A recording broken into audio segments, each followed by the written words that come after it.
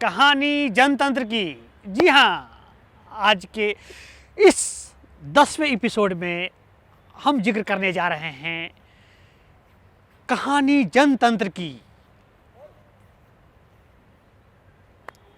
वह जनतंत्र जिसको अंतिम व्यक्ति तक, जमीनी राजनीति तक पहुंचाने का काम जिस मूर्धन्य व्यक्ति ने किया था, भारत का चीर युवा प्रधानमंत्री, जिन्होंने 40 वर्ष की अवस्था में लाल किले के प्राचीर से देश को संबोधित करते हुए कहा था, मैं युवा हूँ, मेरे भी कुछ अरमान है। और वह अरमान है इस देश के लिए गांधी और नेहरू ने जो अंतिम व्यक्ति के आंखों के आंसू पोंछने का जो संकल्प लिया था, उस वादा को निभाना। जी हाँ, हम जिक्र कर रहे हैं भारत रत्न राजीव गांधी जी का, जिन्होंने 31 अक्टूबर 1984 को भारत के सबसे युवा यंगेस्ट प्राइम मिनिस्टर, अपितु यूँ कहे कि न सिर्फ भारत के बल्कि आप दुनिया के उन चुनिंदा हेड ऑफ द गवर्नमेंट शासनाध्यक्षों में से एक हैं, जिन्होंने अपने उदात्त रूप में अपने यौवन अवस्था में भारत के प्रधानमंत्री पद को स्वीकार किया था। इसी श्रेणी में अमेरिका के जॉन एफ कैनेडी, क्यूबा के फिडेल कास्ट्रो जैसे युवा नायकों का जिक्र होता है। राजीव गांधी जी का जन्म 20 अगस्त 1944 को देश की आज़ादी से 3 वर्ष पहले बॉम्बे में हुआ था। आपने अपने 47 वर्ष के जीवन काल में ज्ञात हो कि मात्र 47 साल की अवस्था में 21 मई 1991 को तमिलनाडु राज्य के श्री पेरुम्बदूर नामक स्थान पे एक चुनावी जनसभा को संबोधित करने के दौरान नियति के क्रूर हाथों से षड्यंत्रकारियों द्वारा इस चीर युवा प्रधानमंत्री को देश ने खो दिया था।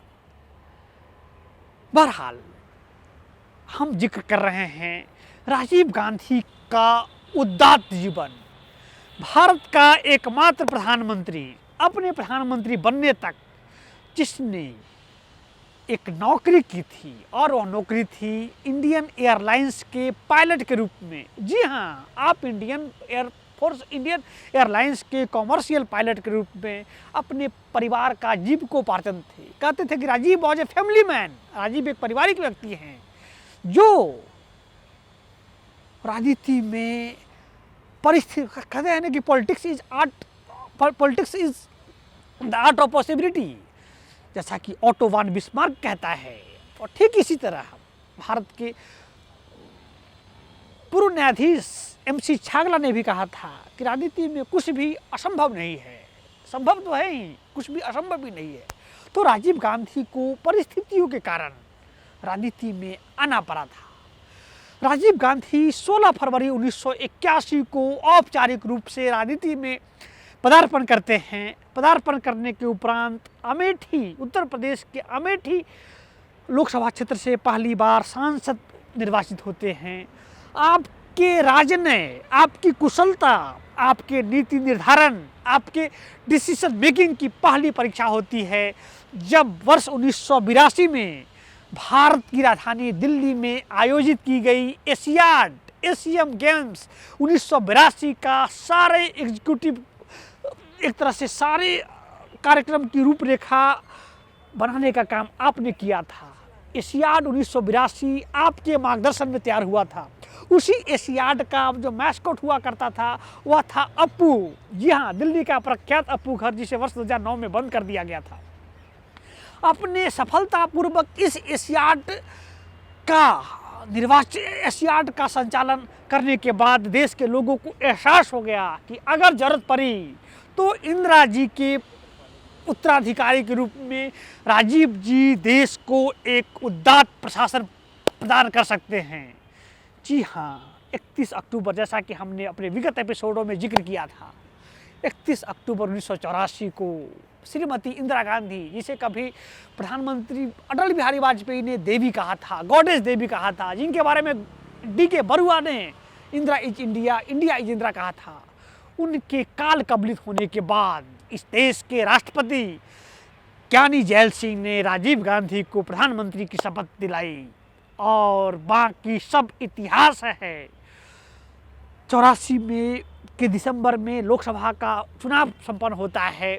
चुनाव के बाद भारत के इतिहास में वह बहुमत जो कभी नेहरू गांधी को प्राप्त नहीं हुआ, इस देश की जनमानस ने राजीव जी के नेतृत्व में भारतीय राष्ट्रीय कांग्रेस को 419 सीट प्रदान किया। और कहते हैं ना कि आप जितने बड़े आस्था, जितने बड़े जनसैलाब, जितने बड़े उम्मीदों के वाहक बनते हैं, आपके सामने चुनौतियां भी उतनी बड़ी होती है। राजीव जी का प्रधानमंत्री के रूप में पहला चुनौती जिसका उन्हें सामना करना पड़ा वह था 4-5 दिसंबर 1984 को मध्य प्रदेश की राजधानी भोपाल में घटित मिथाइल आइसोसाइनाइड कांड, जिसमें हजारों लोगों ने गैस लीक होने से, और दुनिया के इतिहास में कहते हैं कि रूस के चेरनोबिल, अमेरिका के नेवादा और के बाद अगर कोई सबसे बड़ा गैस कांड हुआ था, रसायन रूप से जो सबसे ज़्यादा क्षति पहुंची थी वह था भोपाल का मिथाइल आइसोसाइनाइड, जिसे हम वारन एंडरसन वगैरह का जिक्र उसमें किया जाता है। और उस चुनौती को राजीव गांधी जी ने सफलतापूर्वक निर्वहन किया था। इसके अलावा राजीव गांधी जी को पंजाब संकट, मिजोरम संकट, असम संकट से निपटना पड़ा था। पंजाब में आपने अर्जुन सिंह जी को राज्यपाल बनाकर, बंगाल में असम में आपने उस समय के Assam all Assam students union के छात्र नेताओं के साथ वार्ता करके, मेघालय में आपने मिजोरम में आपने लालडेंगा के साथ समझौता करके इस देश के नॉर्थ ईस्ट, उत्तर पूर्व राज्यों एवं पंजाब को मुख्य धारा में लाने का काम किया था। असम के बारे में कहते हैं ना, जैसा कि मैंने शुरू में जिक्र किया कि राजीव जी कहा करते थे कि मैं युवा हूँ और मेरे भी कुछ सपने हैं, और ऐसे में उन्होंने असम में आंदोलनरत छात्र नेताओं के साथ बैठक की, और बैठक ही नहीं की, उस बैठक का नाम दिया गया असम एकॉर्ड। और उस एक एकॉर्ड के तहत छात्र नेताओं को एक तरह से छूट दी गई कि आप चाहे तो राजनीति में आ सकते हैं, आपके पास अगर एजेंडा है, आपके पास अगर विजन है तो आप चुनाव लड़कर आइए, आप नया प्रशासन दीजिए। इसी का परिणाम था कि वर्ष 1985 में जो छात्र नेता गुवाहाटी की सड़कों पे आंदोलन किया करते थे, गुवाहाटी यूनिवर्सिटी के हॉस्टल में रहा करते थे, वे रातों रात चुनाव के उपरांत सरकार बनाने की स्थिति में होते हैं। और इसके बाद देश के सबसे कम उम्र के सीएम के रूप में प्रफुल्ल कुमार महंत था, और उनके गृह मंत्री भृगु कुमार फुकन 27 साल के उम्र में अपने पद पर आसीन होते हैं। यह राजीव गांधी जी का विजन था, जो पावर को डिसेंट्रलाइज्ड, विकेंद्रीकरण में विश्वास करते थे। यही कारण था कि आपने पंचायतों में महिलाओं के लिए 1/3 आरक्षण सुनिश्चित करने के उद्देश्य से संविधान के अनुच्छेद 40 पंचायत को संवैधानिक मान्यता देने का प्रयास किया था। कुछ कारणवश वह सफल नहीं हो सका। कालांतर में 2 वर्ष बाद, आपके देहावसान के 2 साल बाद, कांग्रेस की विद्वान प्रधानमंत्री पीवी नरसिम्हा राव की सरकार ने 73वें एवं 74वें संविधान संशोधन के माध्यम से आपके सपनों को साकार करने का काम किया था। और आज इस देश में स्थिति यह है कि राजीव जी द्वारा देखे गए विजन, जिसकी शुरुआत पंडित जी ने 2 अक्टूबर 1959 को राजस्थान के नागौर से शुरू किया था, आज देश में 34 लाख पंचायत प्रतिनिधि, पंचायत वार्ड मेंबर से लेके जिला परिषद अध्यक्ष तक इस देश के लोकतांत्रिक समावेशीकरण में प्रमुख भूमिका निभा रहे हैं, जिसमें से आधी से अधिक महिलाएं, लगभग 20 लाख महिलाएं, जो घर की बेरियों को पार करते हुए आज स्थानीय निकाय के माध्यम से मुखिया, सरपंच, प्रमुख, जिला परिषद अध्यक्ष, मेयर बनकर देश के राष्ट्र नीति में सही महत्वपूर्ण भूमिका का निर्वहन कर रही है। राजीव जी चूंकि युवा थे, ऐसे में उनका सपना था कि युवाओं को अधिकतम अवसर प्रदान किए जाए, और यही कारण था कि आपने संविधान के अनुच्छेद 326 के आलोक में प्रदत्त राइट टू फ्रेंचाइज मत देने के अधिकार को 21 साल से घटाकर 18 साल किया था और दुनिया को संदेश दिया था कि भारत अब एक परिपक्व राष्ट्र हो चुका है, हो रहा है। यही नहीं, राजनीति में एक समय ऐसी स्थिति आ गई थी कि जब लोगों में अपने दल के प्रति निष्ठा का ह्रास, निष्ठा में छीजर आनी शुरू हो गई थी। ऐसे में राजीव गांधी जी ने संविधान के 52वें संविधान संशोधन द्वारा वर्ष 1985 में एंटी डिफेक्शन लॉ का समावेशीकरण किया, दल बदल विरोधी कानून लाने का काम किया। कालांतर में वर्ष 2003 में इसे संशोधित करके और ज़्यादा परिष्कृत किया गया, वरना उससे पहले राजनीति में लोग रातों रात अपनी दलीय निष्ठा को बदल लिया करते थे। और एक कहावत चल पड़ा था राजनीति में, आया राम गया राम। ज्ञात हो कि गया राम नामक एक हरियाणा के विधायक ने 2 दिन में 3 दफ़ा पार्टी बदल लिया था, इसीलिए कहा गया आया राम गया राम। इसके अलावा राजीव गांधी जी सूचना इंफॉर्मेशन टेक्नोलॉजी के बहुत बड़े मैस्कॉट थे, बहुत बड़े स्तंभ थे। उनका विश्वास था कि अंतिम व्यक्ति के पास जब तक सूचना नहीं पहुंचेगी, सरकार की योजनाओं की जानकारी नहीं बोलेगी, तब तक इस देश का भला नहीं हो सकता है। तो प्रश्न है कि सूचना पहुंचेगी कैसे? तो सूचना पहुंचने के वाहक के रूप में संचार की जरूरत पड़ती होती है। जिस प्रकार एक सभा को संचालित करने के लिए सभापति की जरूरत पड़ती है, उसी प्रकार किसी सूचना को पहुंचाने के लिए एक संचार के माध्यम की जरूरत पड़ती है। और राजीव जी ने कंप्यूटर क्रांति के माध्यम से सुनिश्चित किया कि आज जो हम प्रत्येक व्यक्ति अपने हाथ में मोबाइल सेवा लेकर चलते हैं, उसका श्रेय अगर किसी एक व्यक्ति को जाता है तो वह राजीव गांधी जी हैं।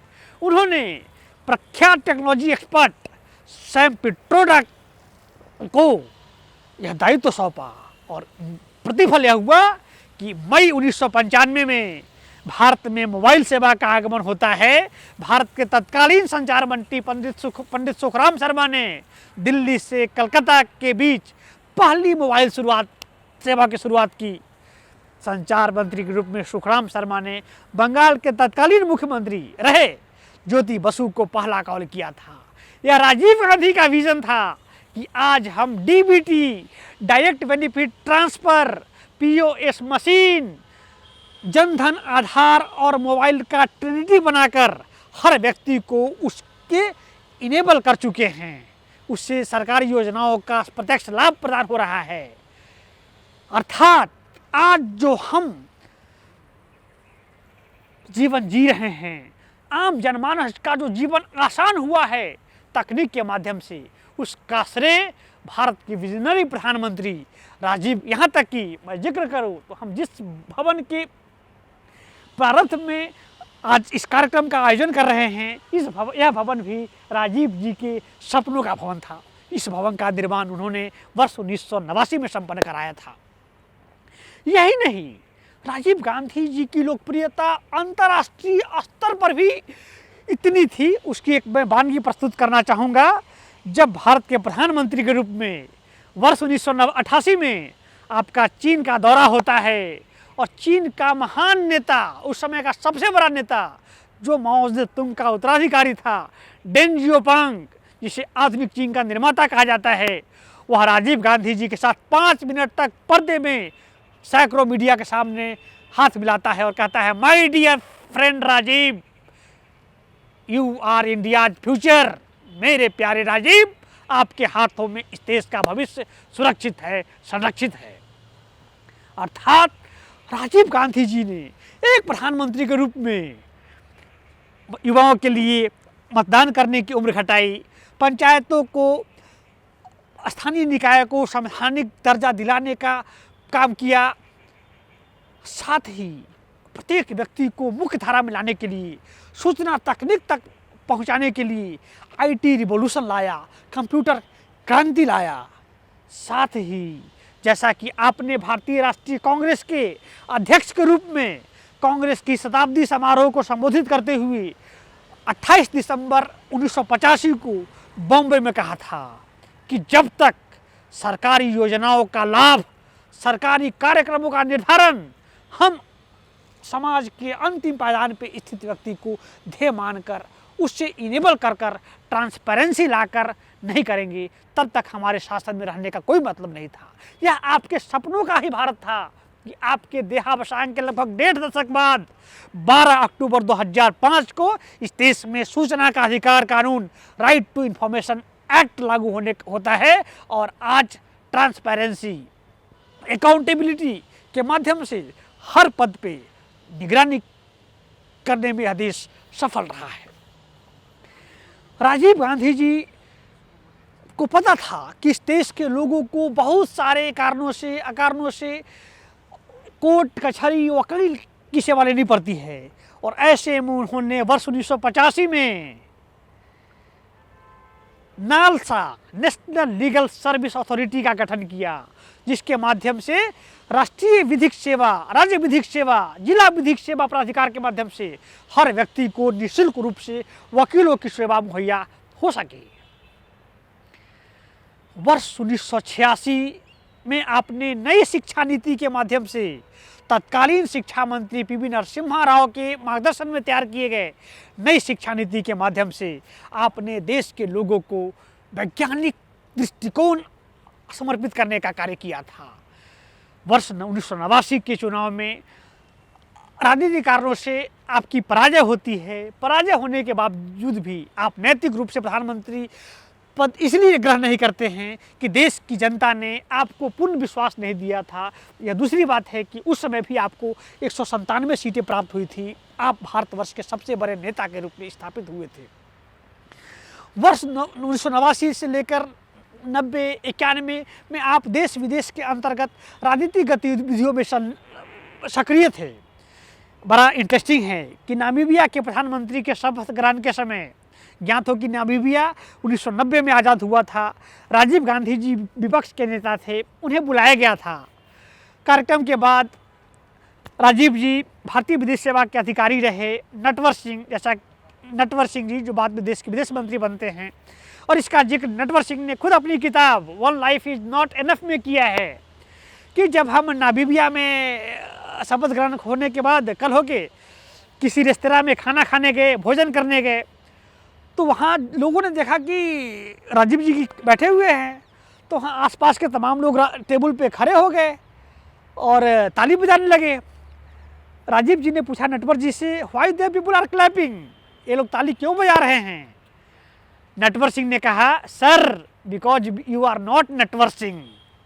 उस महान युवा प्रधानमंत्री को इस देश ने 21 मई 1991 को असामयिक रूप से हमें खोना पड़ा और पहली बार इतिहास में उस व्यक्ति के शरीर के इतने चिथड़े हो गए थे कि पहली बार इस देश में DNA टेस्टिंग के माध्यम से राजीव जी के अंगों को एकत्रित किया गया था। इसकी वानगी देखनी है तो IGMT Indira Gandhi memorial trust में देखा जा सकता है। बहरहाल अपने इन्हीं शब्दों के माध्यम से मैं देश के महान बलिदानी प्रधानमंत्री, चिर युवा प्रधानमंत्री, भारत रत्न श्री राजीव गांधी जी को द डेमोक्रेटिक मिरर की तरफ से अपनी श्रद्धांजलि अर्पित करते हैं। नमस्कार। कहानी जनतंत्र में आज के लिए